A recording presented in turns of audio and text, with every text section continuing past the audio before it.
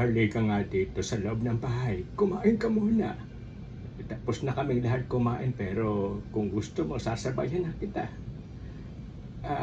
Anton, maglagay ka ng tuba sa pitchel. Magiinuman kami ni Carl. At sumali ka na rin sa amin dito. Nursing, maghain ka at kakain kami ni Carl. Sige po, tay. Ang totoo po niyan, gutom na ako at namiss ko na rin po talaga yung mga luto ni Nanay Nursing dito. Ang sabi ko, habang iniikot-ikot ang tingin sa paligid at nagpapakasakaling makita si Sir James.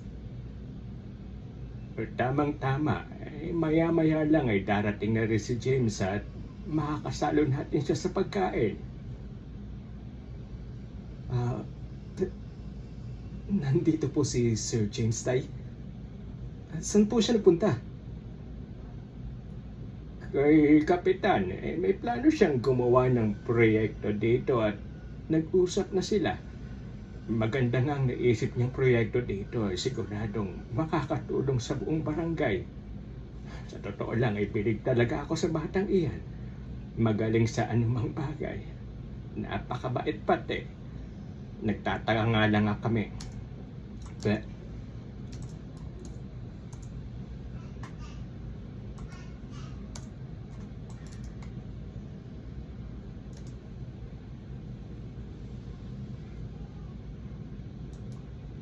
Nagtaka nga lang kami kung bakit napaga ang uwi ng batang yan. Ang alam namin may graduation pa sa school.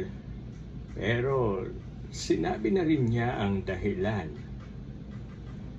Talaga po? Alam niyo po ang nangyari?